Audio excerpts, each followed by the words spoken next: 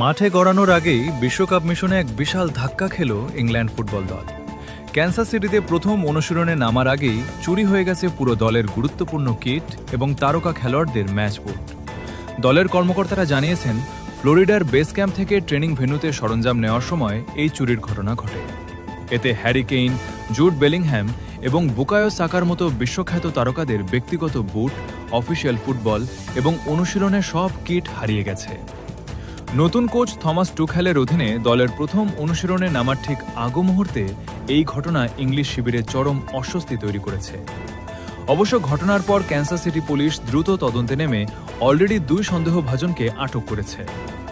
English football association এখনও আনুষ্ঠানিক কোনো মন্তব্য না করলেও চুরি যাওয়া বুট ও সরঞ্জাম উদ্ধারে পুলিশের সাথে সার্বক্ষণিক যোগাযোগ রাখছে। আগামী বুধবার ক্রোয়েশিয়ার বিপক্ষে ম্যাচ দিয়ে বিশ্বকাপ যাত্রা শুরু করবে ইংল্যান্ড।